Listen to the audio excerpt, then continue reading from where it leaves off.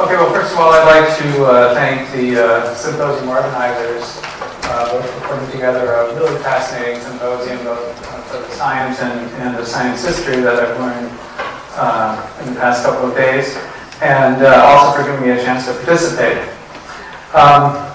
So sort of as in recognition of Dr. Khurana's role in figuring out the genetic code, I thought I'd focus my talk on a similar topic, which is basically another kind of information that's encoded in genome sequences. And it's interesting that the genetic code that we all, that has sort of gotten that label, was cracked almost 50 years ago by Dr. Khurana and his contemporaries and colleagues, and 50 years later, a very large fraction of the information encoded in our genome still remains essentially what I would call sort of genetic dark matter. And this is illustrated. This is a figure from a paper that was published a couple of years ago by a large consortium that has taken on the task of trying to annotate all the functional information in the human genome. And if you use as a sort of a measure of information or the presence of important information in a sequence, purifying selection acting on those sequences so that they diverge much more slowly than neutral evolving sequences.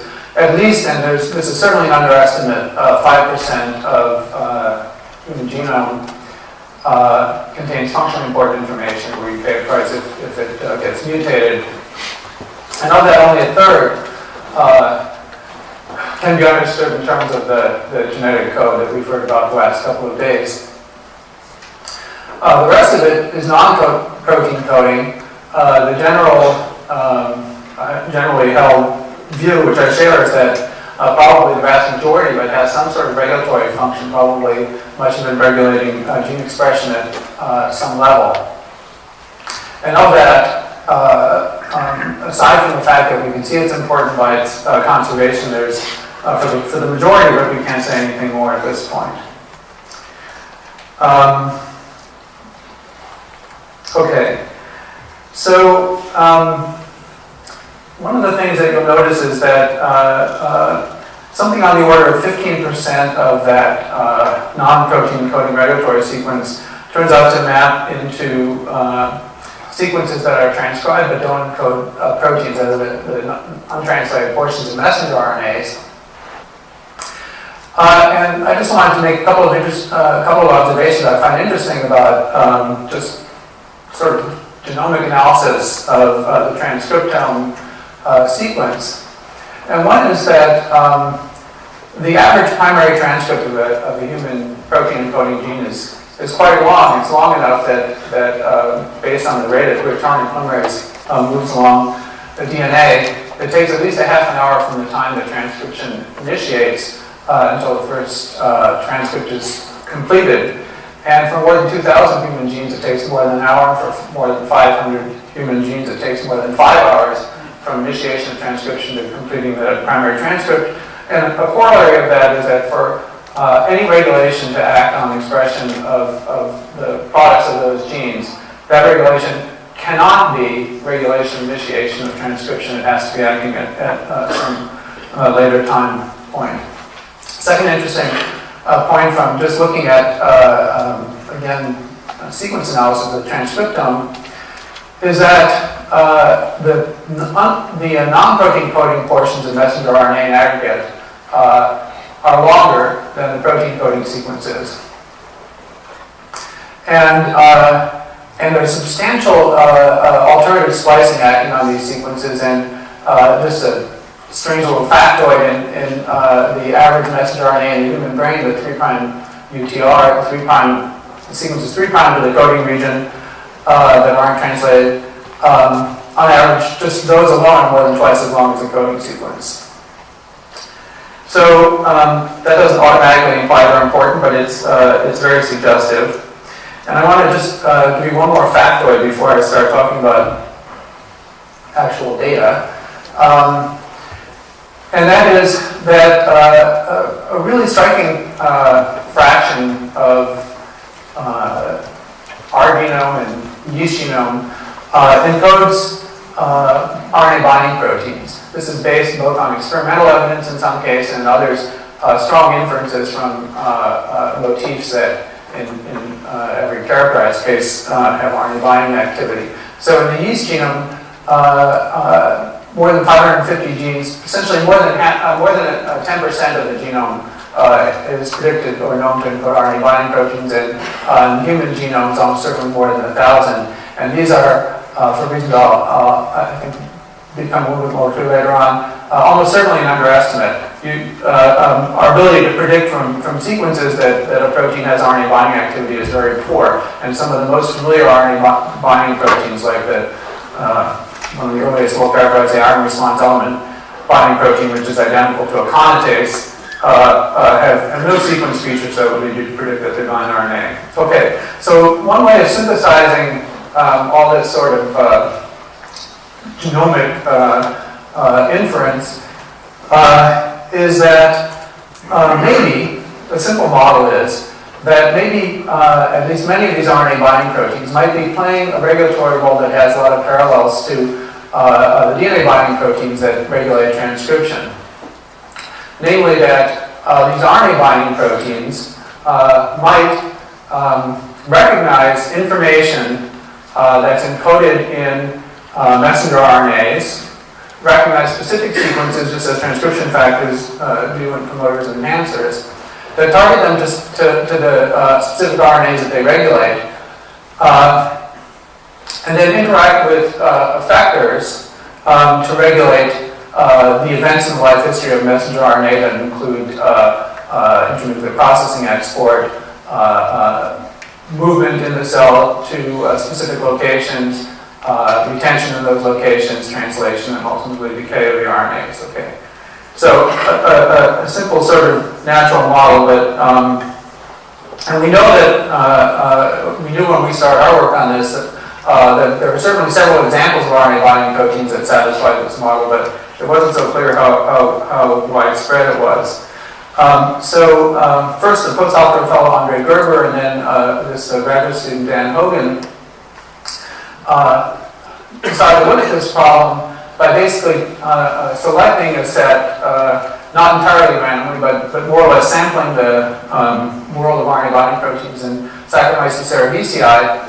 And of the first 46 that they looked at, 33 of them turned out to bind very reproducibly to specific sets of RNA molecules. And this display basically just sort of illustrates this in a rather abstract way, where the columns, so to speak, in this table represent about 5,000 different yeast messenger RNAs, so most of the transcriptome, and the rows represent these 33 different RNA binding proteins, and the yellow color essentially represents the strength of the evidence for a specific interaction between an RNA binding protein and a specific RNA. And you can see that just from the complexity of this pattern that each of these RNAs typically has sort of combinatorial interactions with several RNA binding proteins.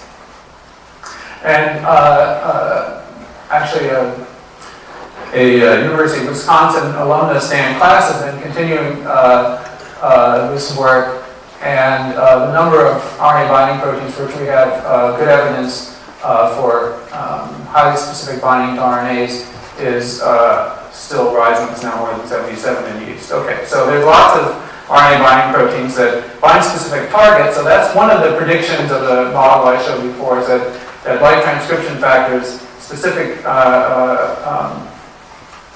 genes are targeted for regulation or presumed regulation. And the second prediction, I think, would be that just as the targets of an individual transcription factor tend to have functional characteristics in common that sort of teleologically account for their common regulation, that we would find similar functional relationships among the RNA targets of each of these RNA binding proteins. And in fact, that's exactly what we do find. And this is just a summary from some of the first RNA binding proteins that we had looked at.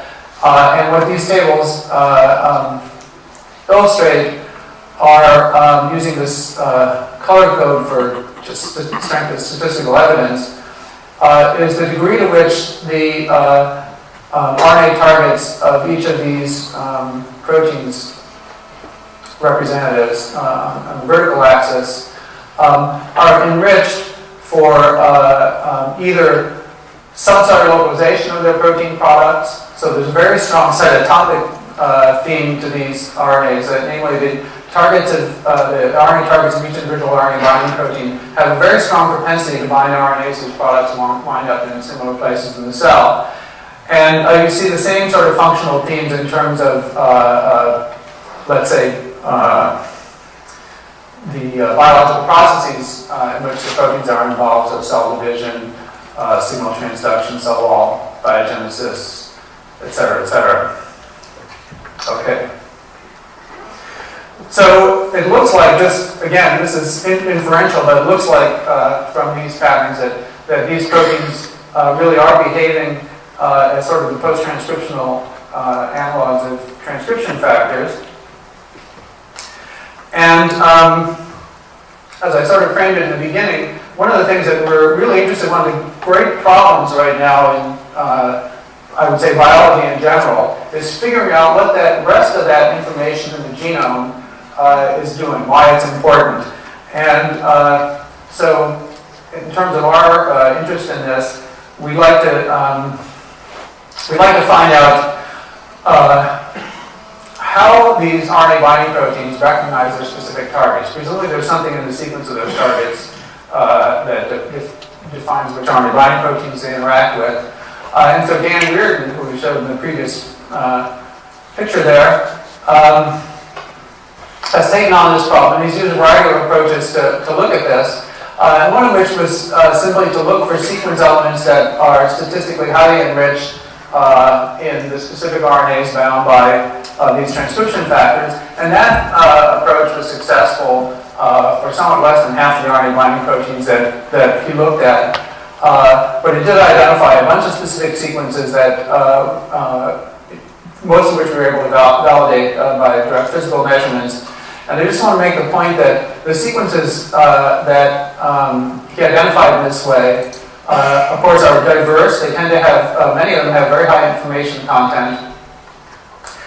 And they can be found not only in the 3' UTR, which is where people, I think, have sort of learned to expect to find RNA regulatory elements, but for some of them, primarily in the 5' UTR, and some of them are found both in the untranslated sequences as well as in the coding sequences of their targets. So the sequences are diverse. They're all over the RNAs. And the computationally inferred sequences, you'll notice, also are all just linear strings of bases. And one of the things that we suspected, based on a lot of prior evidence of RNA protein interactions, is that many of these recognition elements would have important structural features, and the computational tools that are available to us really do a very poor job of identifying structural motifs. And so Dan used another approach to try to get at some of these other binding sites that the computational inference didn't find. And that was using in vitro selection, using this method that is often called CELEX, which is just basically you take a large random pool of RNA sequences and you go through several rounds of enrichment based on affinity for the protein of interest. And when you looked at the sequences that were selected in that way for some of the RNA binding proteins for which we've been able to infer the sequences computationally, the concordance was very good. Which encouraged him to move forward with this approach to look for novel sequences. And by doing that, he was able to identify sequences that were strong binders for some of the additional RNA binding proteins. And this just shows two of them, where basically they had they selectively associated with alanins that were defined in part by specific bases and in part by structural features where the base, the exact base identity wasn't so important. And this just shows two of them. But we still, for most of these, or for many of these, slightly more than half, we still haven't been able to identify the binding sites, and we're now in the process of basically doing high-resolution mapping by sequencing, so hopefully we'll have them in a couple of months. But even just based on this very small subset of the RNA binding proteins and the smaller subset of those for which we've been able to identify the binding site, we can start to get a picture of sort of how this information is distributed in the RNA target. So again, it's a very partial picture because most of these proteins we haven't identified their binding sites. But it's interesting in the sense that it gives you an idea that although the interactions tend to be concentrated in the untranslated region, so this green light and the red light represent the start codons and protein coding regions, they can also occur in the coding sequences I said. And as you might see, it's not a very high resolution picture, but the different colors represent different RNA binding proteins. Just sort of as is true with transcription factors, we find that it's often the case that when an RNA is bound by a particular RNA binding protein, it tends to have not just one, but many sites of interaction. So there's going to be cooperative binding playing an important role. I'm not going to talk about, we've also been looking at what are the functional consequences of those interactions directly, and I'm not going to talk about any of that, but just as a nod to Audrey, I wanted to show something else, which is sort of indirect evidence that these things have a regulatory role. And I should say we do have indirect evidence for many of them being involved in translational regulation of decay, and something else I'll get to in a second. But this is basically just looking at a large data set that she collected several years ago on a whole bunch of responses to a whole bunch of different stresses. And I'm just showing you a couple of them because I basically didn't have the energy to label out this whole slide last night. But and what's shown here basically is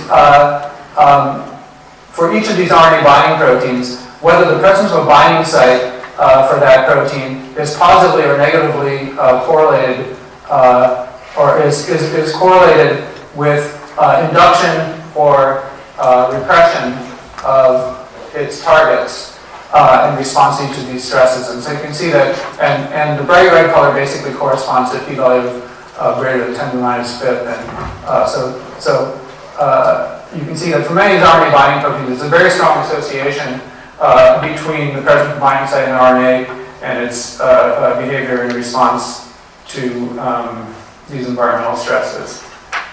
Okay. We have lots of reasons for suspecting that the RNA binding proteins that we knew or suspected at the beginning of this project might be the tip of the iceberg. And we wanted to look directly, sort of in a discovery mode, to look for RNA binding proteins by two different approaches. One was basically just taking RNAs of interest, taking juice from a cell, incubating it with those RNAs, capturing it and doing mass spectroscopy, and seeing what we got. And another approach was using protein microarrays. So Nina went to Mike Snyder's lab at Yale, and over the course of 3 weeks, no kidding, she partially purified, 80% of the yeast proteome in individual wells, and printed them in arrays. And then did this experiment where she took total RNA from yeast, labeled with a green dye, and specific RNA that she was interested in looking for specific interactions with, incubated them with the array, and looked for places where the RNA was captured. And one thing she found that was sort of striking and encouraging is that the spots that showed binding to total RNA were very significantly enriched for known RNA binding proteins. P-value 10 to the minus 331. I can't guarantee that that third digit is correct. But, anyway, and there were hundreds of them. and as well as a bunch of proteins that weren't annotated as RNA binding proteins, but are now strong candidates, and I'll get to in a second. We've been validating a bunch of them. But she's also using this to look for specific interactions, and the way that's done is basically by looking for spots where there was differential binding of the red labeled RNA relative to the green labeled RNA, which was the green being the total RNA. This is just an illustration for an RNA binding protein that was initially discovered in our Herskowitz's lab more than 2 decades ago, and is sort of a nice positive control. Anyway, she's done this with a bunch of RNAs. One of them is maybe familiar to some of you because of its role in unfolded protein response, but HAC1, kind of an oddball RNA for a bunch of reasons. But when she looked at, used the protein arrays to look at what interacted with HAC1, it turned out the top 9 proteins were all small GTPases of the RAS superfamily, which is something we hadn't seen for the other RNAs she looked at. It was a totally wacko result. And there are a bunch of them. First of all, most of them are members of the RAD family, which are best known for their role in vectorial, sort of directing vectorial movement in vesicular transport, but also RAS1, which is a yeast homolog of RAS, and an R for rho, other members of this family that are involved in other processes. Well, this was kind of a wacky result, so we wanted to just make sure it wasn't just completely crazy. So she took several of these, actually. I'm just showing one, YP1. Took the tag version of that protein, pulled it out of cell extracts, and looked at what RNAs came down with it. And what she found was, again, very specific set of RNAs were associated with it.